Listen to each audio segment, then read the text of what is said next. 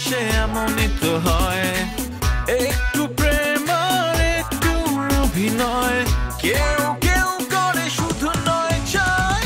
City লাইফে সব দেখে নাও হে, সিটি লাইফে সব দেখে নাও হে, সিটি লাইফে সব দেখে নাও হে, সিটি লাইফে সব দেখে নাও হে। চাকরি যাক, চাকরি যাক, আমার কোনো গায়ে লাগে নাই, কিন্তু একটা ভালোবাসা চলে যাবে, এটা ফেরত আনতে হবে লকেট।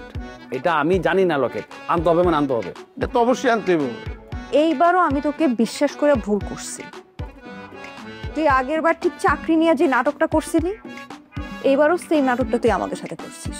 বিপ্লব তামান্নার রেস্টুরেন্টে গেছে, পৃথিবী থেকে আর কোন রেস্টুরেন্ট ছিল না, আশিকের রেস্টুরেন্টে যাইতে হবে কেন? কয়দিন পর তো বিশ্বযুদ্ধ লেগে যাবো। কিসের বিশ্বযুদ্ধ? আমি তো আজকেও নিউজ দেখলাম, এমন কিছু তো দেখলাম না। ভাই আমি তোমার জানানো দরকার, আমি জানাইলাম একটা বিশাল ধরনের বিশ্বযুদ্ধ প্ল্যানিং চলতেছে। সেই প্ল্যানিং শুই না আমার মনে হয়েছে যে তোমাকে জানানো আমার দরকার, তাই আমি জানাইলাম। আর হ্যাঁ ভাই, একটা কথা, বিপাশা ভুলেও যেন কেউ না জানে আমি এই ইনফরমেশন আমি তোমারে দিছি। যদি জানতে পারে ভাইয়ার সাথে কিন্তু ওরা আমারও গাড়াইবো, আর আমি কিন্তু ছোট ভাই ব্রাদারদের হাতে মার খেতে চাই না। তুমি একটু প্লিজ এটা সাইলেন্ট মানে সিক্রেট। তুমি এইটুকু বিশ্বাস নিয়ে আমার সাথে ফ্রেন্ডশিপ করছো? ঠিক আছে, তোমার আর আমার সাথে কোনো ফ্রেন্ডশিপ রাখা লাগবে না। তোমার আর আমার বন্ধুত্ব আজকে থেকে এখানে এসে তুমি আমাকে এই কথাটা কিভাবে বললে? আজ পর্যন্ত তোমার কোনো কথা আমি কারোর সাথে শেয়ার করছি শাওন? সে তো বলো নাই না, তাহলে তুমি কেন এটা বললা? আর শোনো, তোমাকে একটা কথা বলি, ওরা তিনজন আমার ভাইয়ের কি করবে সেটা আমি দেখে নিব, বুঝছো? এটা নিয়ে তুমি কোনো টেনশন করো না। But thank you so much, তুমি আমাকে এটা জানাইছো। কিন্তু এই যে তুমি লাস্টে যেটা বললা না,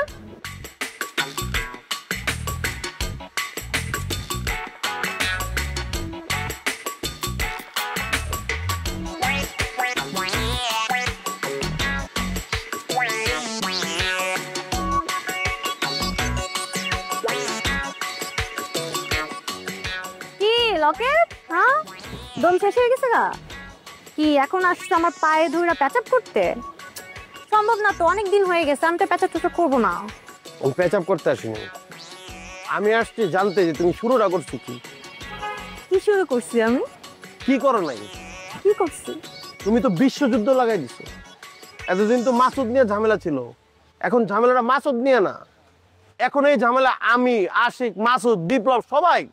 হ্যাঁ, তুমি এগুলো কবে বন্ধ করবা? এগুলো তো বাতাস, বাতাসই ভয় পেয়ে গেলা। যখন ঝড় তুফান এগুলো শুরু হবে তখন কি করবা? তুমি না জিনিসটা বুঝতেছো না, জিনিসটা যে কত খারাপের দিকে যাচ্ছে তুমি এটা তোমার মাথায় এখন আইডিয়াই নেই। তোমার এসবের কারণে আশিকের চাকরি চলে গেছে, আমার মাসুদ, আমার ভাই, আমার ফ্যামিলির মধ্যে ঝামেলা শুরু হয়ে গেছে। তুমি কি জানো আশিকের নামে যে জিডি হয়েছে, মাসুদের নামে যে জিডি হয়েছে, আমার নামে যে জিডি হয়েছে, এটা তো আমি বুঝলাম না আমি কি করছি। তুমি কি করছো জানো না? তুমি আমাকে অপমান করছো। আমি তো তোমাকে ভুলে গেছি, কিন্তু তুমি যে আমাকে অপমান করছো এটা আমি জীবনও ভুলবো না। আমি তোমাকে ভালোবাসি, তোমার জন্য কি সুইট সুইট গিফট নিয়ে আসছিলাম। তুমি কি বলছো? আমি যে তোমাকে ক্রিম গিফট করছি ওটা বলে তোমার মুখে দিছো, তোমার মুখে বলে পিম্পল হয়েছে। তোমাকে আমি একটা চার্জার গিফট করছিলাম, তুমি কি বলছো? আমার চার্জার ইউজ করে তোমার মোবাইল বলে বন্ধ হয়ে গেছে, নষ্ট হয়ে গেছে। আর একটা কি সুন্দর একটা ঘড়ি গিফট করছিলাম, এখন কি ঘড়ি ইউজ করো? হ্যাঁ, তুমি বলছো আমার ঘড়ি ইউজ করে তোমার বলে জীবনের চলমান বন্ধ হয়ে গেছে। তারপর আমি কি সুইট দেখে একটা সুইট কালার দেখে একটা ব্যাক কভার কিনে দিছি, তুমি বলছো ওটা বলে লেডিস ব্যাক কভার। হ্যাঁ, ওটা লেডিস ব্যাক কভার, ওটা আমার ভালোবাসা ছিল, এর জন্য এত কালারফুল ছিল। আর বেল্ট, একটা বেল্ট গিফট করছিলাম, তুমি বলছো আমাকে, আমি বলে এই বেল্ট দিয়ে তোমাকে বাইধা রাখছি। ওকে ফাইনাল দিয়ে তোমাকে ছাইড়া দিছে, এখন এখন এত সমস্যা কিসে? এখন কেন আসছো? আচ্ছা আমি যা যা তোমার ফেরত দিছি সেসব আবার তুমি আমার দিও, তারপরে দয়া করে এগুলো বন্ধ করো প্লিজ। আমি তো এগুলো বন্ধ করবো না, শুধু অপেক্ষা করো ঝড়ের জন্য। তোমার নেক্সট ঝড় কি আসতেছে? আমার নেক্সট ঝড় কি আসছে সেটা আমি তোকে বলবো, যখন আসবে তখন তো বুঝতেই পারবা। আমিও লকেট বলে দিলাম, তুমি কত বড় ঝড় রয়ে যাও আমি দেখে জানবো।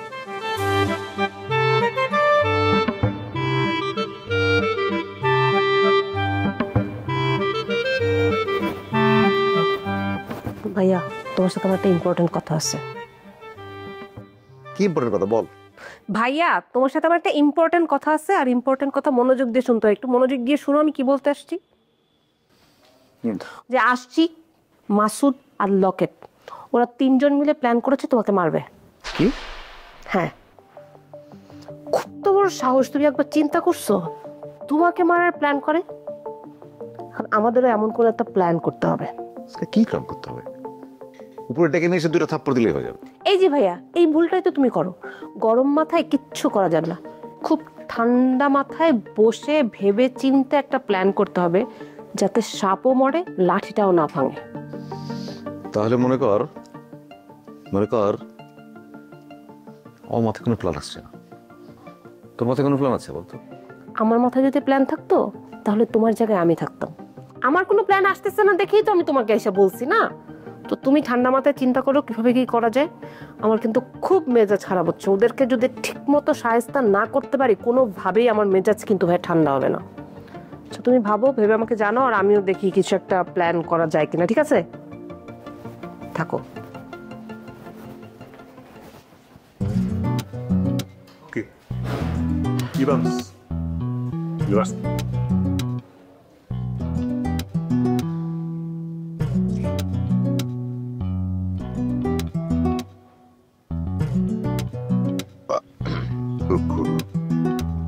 ভাই আসসালামু আলাইকুম। কি ব্যাপার বলো? ভাই আমি আপনাকে ভয় পাই, কিন্তু আপনি খারাপ মানুষ এটা ভেবে কিন্তু আমি আপনাকে ভয় পাই না। আপনার পার্সোনালিটির জন্য আপনাকে আমি ভয় পাই। ভাইয়া আপনি লকেটের যেমন বড় হয় না, আপনি কিন্তু ঠিক আমারও তেমন বড় হয়। মনে আসছে ভাইয়া, ওই যে রাস্তায় একদিন আপনি আমাকে থাপ্পড় মারছিলেন অনেক আগে। একটা বাজে কথা বলবা তুমি, থাপ্পড়াইতে তোমাকে নিচে নিয়ে যাবো কিন্তু আমি। ভাইয়া আমার কথাটা একটু শেষ করতে দেন ভাইয়া।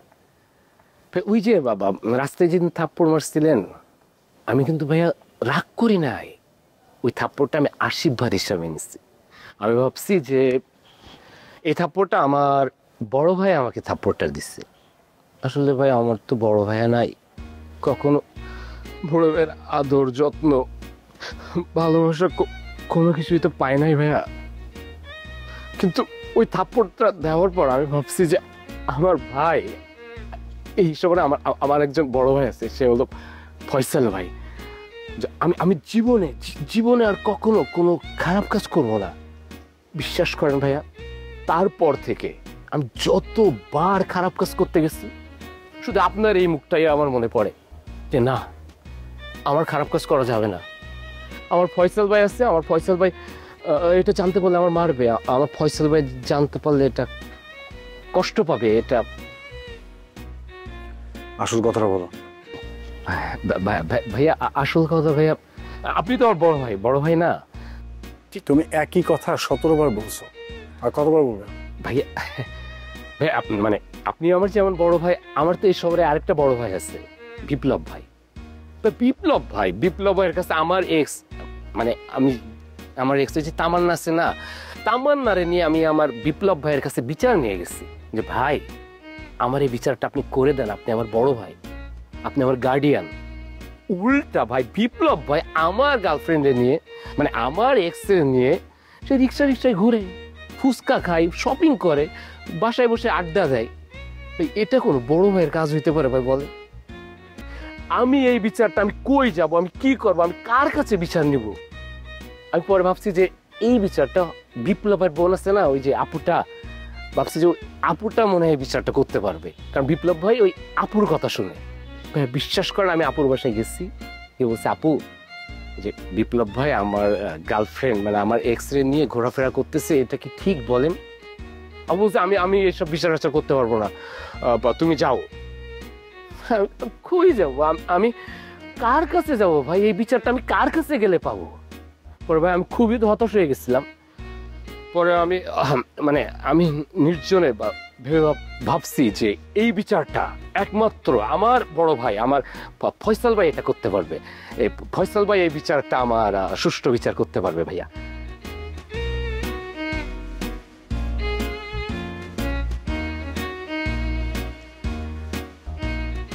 তোমার কথাগুলো যদি সত্য হয়ে থাকে,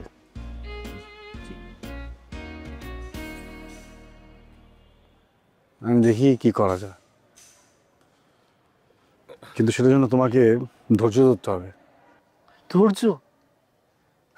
ভাই সবাই বলে আমার ধৈর্য ধরতে ভাই। ও আচ্ছা, সমস্যা না ভাই, আপনার আর তামান্নার জন্য আমি আমার পুরোটা জীবন ধৈর্য ধরে থাকতে পারবো। আসি না, সরি।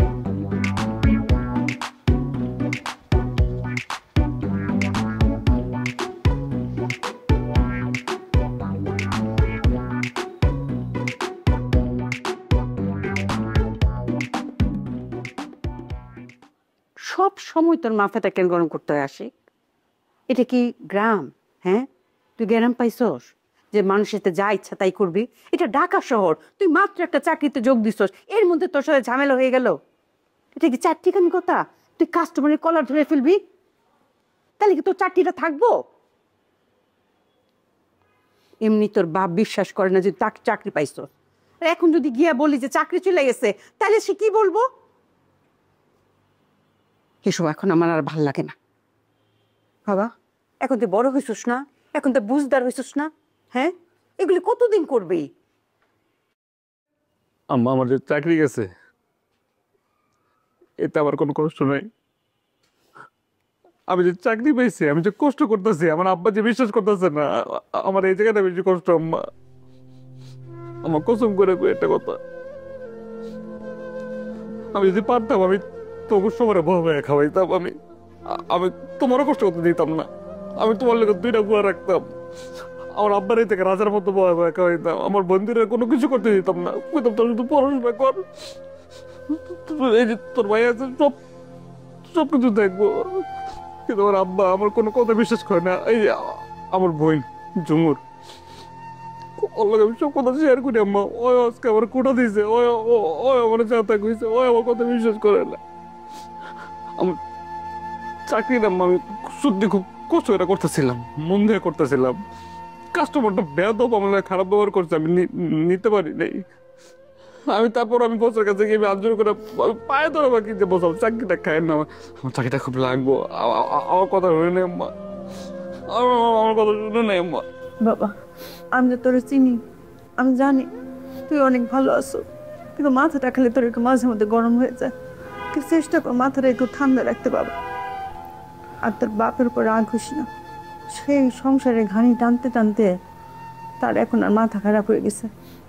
কি করবো গো, তোর 2টা বোনের পড়াশোনা করাইতেছে, তোর একটা চাকরি হইতেছে না।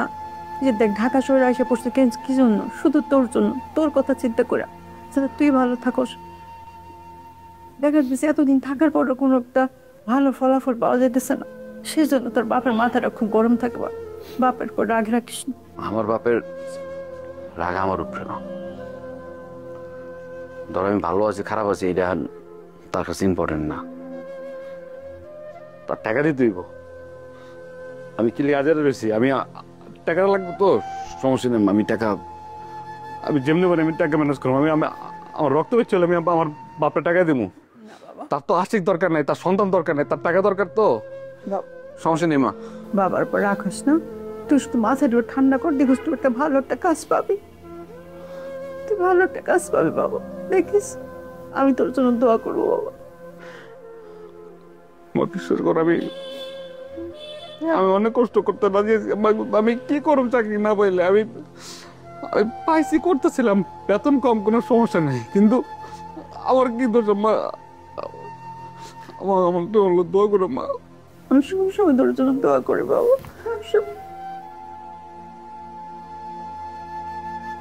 ভাই আমি অনেকদিন ধরে ভাবছিলাম যে আসবো, আপনার সাথে একটু কথা বলা দরকার, তাই আসলাম। আমি সবসময় বলি আমার এখানে একটু আসো, চা খাও, গল্প করি। তোমরা শিক্ষিত মানুষ, আমি একটু শিক্ষিত হই, পরস্পর ইয়ে করি। কাজ ছাড়া কথা ছাড়া তুমি আসো না। আচ্ছা বলো কেমন আছেন?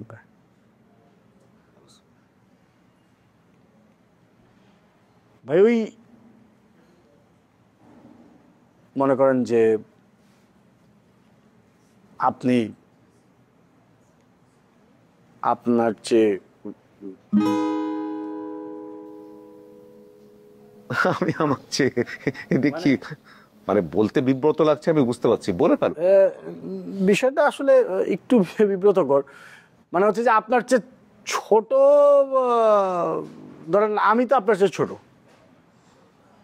আবার আমার যে ছোট ভাইরা আছে, ওরা তো আবার আমার চেয়ে 5-7 বছরের ছোট। তো ওদের বন্ধু বান্ধবের সাথে কি ঘোরাটা আপনার জন্য খুব একটা কমফোর্টেবল? ওদের বন্ধু না বান্ধবী? বান্ধবী। আমি দুটো কথা বলবো। হ্যাঁ, পেঁচানোর দরকার নেই, স্টেট কার্ড কথা বলে থাকি।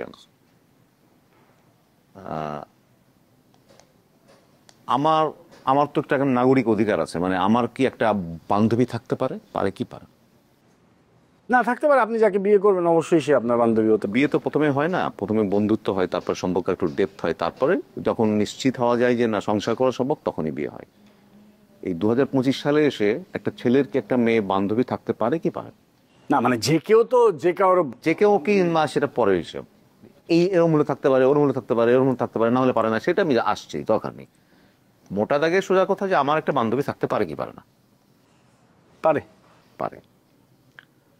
আচ্ছা, এখন দ্বিতীয় কথাটা হচ্ছে, কোনো একটা মেয়ে সেভারেল টাইম আমার কাছে যদি এসে বলে আমি আপনার বন্ধু হতে চাই, আমি আপনার বন্ধু হতে চাই, মেয়েটাই যদি ইন্টারেস্ট নিয়ে আসে, তাহলে তার আরো কোনো বন্ধু আছে কিনা তাহলে আমি জানি না, কিন্তু আমার কি তাকে সাড়া দেওয়া উচিত কি উচিত না?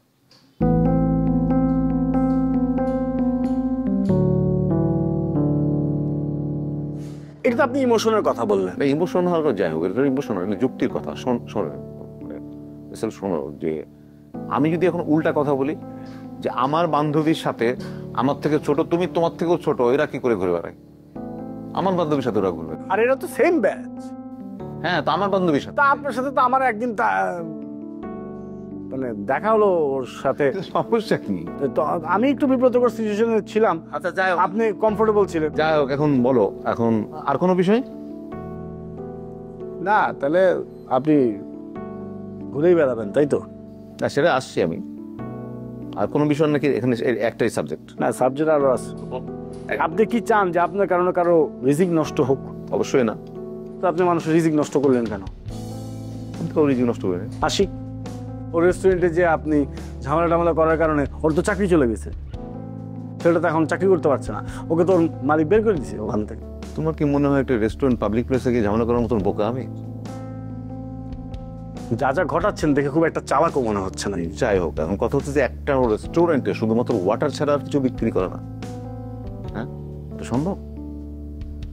আমি তো সেই মুহূর্তের জন্য কাস্টমার, আমাকে যে ওই মুহূর্তেই শেষ হয়ে যাচ্ছে আর জীবনে দেখা হবে না তাও তো না।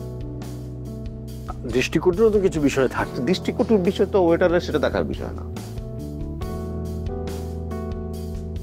তার মানে আপনি বলতে চাচ্ছেন যে আপনি আরেকজনের রিজিক নষ্ট করলেন? না, আমি রিজিক নষ্ট করি নাই কারো, সে তার নিজের দোষে করছে। একটা মিনিমাম জুস পর্যন্ত দেয়নি সে, সেটা বুঝতেছে না মিথ্যে কথা ইচ্ছা করে করা। এটা ভাই আমি আসলে জিলাপি প্যাচের মতো ঘুরে কথা বলতে চাচ্ছি না। আমি একটি কথা বলতে চাচ্ছি, একটাই সমাধান হতে পারে পুরো বিষয়টার। কারণ ওই আশিকের ঘটনার সাথেও তো পরোক্ষভাবে ওই মেয়ে জড়িত। কি করা যেতে পারে? সমাধান হতে পারে ইদার আপনি ওই মেয়ের সাথে কথা বলে একটা সমাধানে আসেন, আদারওয়াইজ আমি ওই মেয়ের সাথে কথা বলে একটা ফুল স্টপ সমাধানে চলে আসি।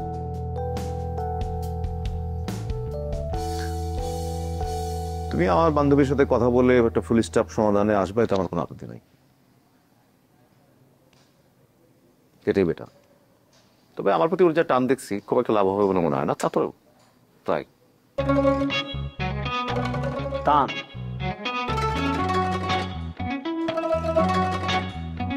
ঠিক আছে ভাই, টান না ভাই।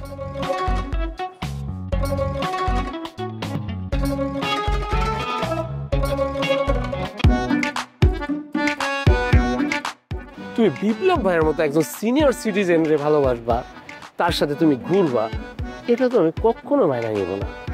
তুমি যদি না মানো সেটা আমি কি করতে পারি? মানুষ কয়বার নাটক করে আশিক? তবে চাকরি নিয়ে তুই একবার না পরপর 2 বার এই ধরনের নাটক করবি, কিছু কোনো বুঝ হবে না। বলে লাভ আছে? বিপ্লব তোদের নামে জিডি করছে, মানে আমার নামেও? আমার নামে লোকের আমি কি করছি?